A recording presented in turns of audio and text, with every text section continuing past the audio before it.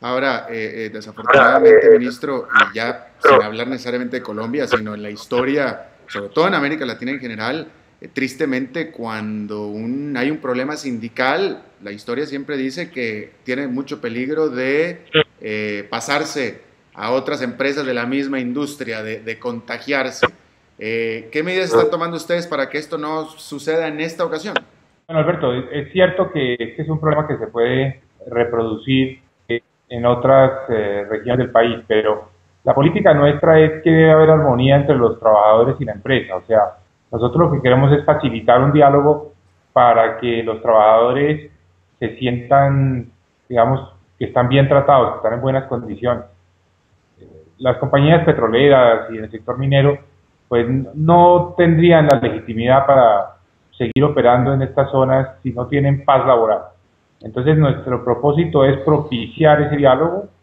La empresa ya ha hecho esfuerzos, la empresa ha mejorado mucho las condiciones laborales y yo creo que lo que hay que hacer es que todos los trabajadores se sientan representados e incluidos en esos acuerdos para que no haya grupos que estén un poco por fuera que al sentirse excluidos pues son los que generan estas actividades de sabotaje y de vandalismo. Ahora, también hay que tener en cuenta, Alberto, y es que estas son zonas remotas, difíciles, donde todavía quedan algunos reductos de grupos al margen de la ley que también aprovechan este tipo de circunstancias para pescar en río revuelto y poner algún tipo de petardo para asustar. No tienen ninguna capacidad real de afectar la producción, pero sí generan intimidación. Y, Ciertamente. y la política nuestra es, a través de la Policía Nacional y del Ejército, pues replegar este tipo de actividades y generar muchas condiciones de seguridad con presencia muy fuerte de batallones de ejército y cuadros de la policía en esa zona. Así es. Ministro, a los pocos días de asumir tú el ministerio, diste unas declaraciones a la agencia de noticias Bloomberg, en donde estabas hablando, donde te mencionan que hablabas acerca de un problema importante en Colombia de explotación ilegal de minas de oro. Y bueno, yo quisiera preguntarte qué tan grande en realidad podría ser este problema y sobre todo qué estarían haciendo con el precio que está el oro en este momento, qué estarían haciendo estos grupos ilegales con los dineros que están ganando del oro, que por más poco que sea, tiene que ser mucho. Ese es exactamente el punto, el que acabas de mencionar.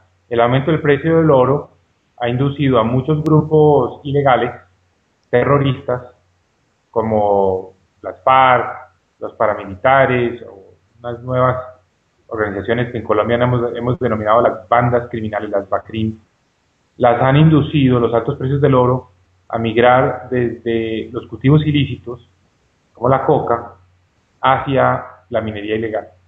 Entonces lo que hemos visto en los, digamos, en los datos más recientes es un aumento muy fuerte de este tipo de actividades, donde básicamente en ciertas zonas del país ha habido un incremento de la maquinaria, las retroexcavadoras, las dragas ilegales para hacer explotación en los ríos, primordialmente del oro.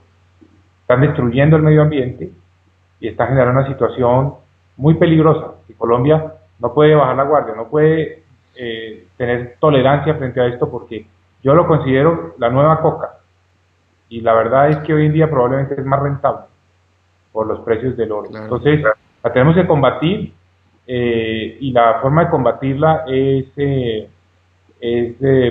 atacando estas operaciones ilegales, pero teniendo cuidado, y esta es la gran dificultad, de no afectar a una serie de mineros que si bien no están legalizados, no están formalizados, no son criminales. Son la minería tradicional, artesanal, que en muchas partes del país se confunde con esta minería criminal. Entonces el gran reto para nosotros como gobierno es poder distinguir los unos de los otros y a los informales ayudarlos a formalizar, a que se modernicen y a los de la minería criminal pues combatirlos sin pausa. Ahora, una pregunta inocente, porque yo no conozco mucho de minería, pero tú hablabas de trascabos, etcétera, y la pregunta es, a diferencia de un plantío de coca o de un laboratorio de coca, donde todo puede hacerse bastante escondido, que una explotación ilegal de minas no utilizaría grandes máquinas, no sería relativamente fácil de localizar. Sí, es más fácil de identificar, pero es al mismo tiempo más difícil de abordar precisamente por esa mezcla entre la minería ilegal de carácter criminal y la ilegal de familias que tradicionalmente han explotado el oro, aunque operan también ilegalmente porque no tienen los títulos y los contratos correspondientes.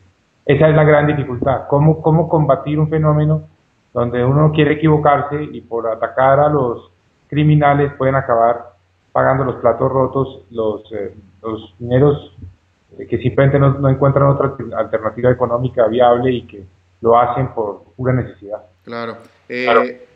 Mauricio Cárdenas, ministro de Minas y Energía de Colombia, te agradezco muchísimo pues, tu tiempo y la disposición de hablar con nosotros y te deseo mucho éxito en tu gestión y danos oportunidad de volver a buscarte pronto. Cuando quieras, Alberto, sabes que aquí tienes un amigo y que te admira muchísimo en tu tarea como periodista que ha generado ya tantos seguidores como los que tienes en... Gracias, ministro. ¿No? ¿Y qué tan buen ministro no será usted? Y aquí lo hago como observador, que esta es la cuarta vez que eres ministro en Colombia. Debe ser bastante buen ministro, entonces. Muchas gracias, Alberto. Gracias, ministro. Hasta luego.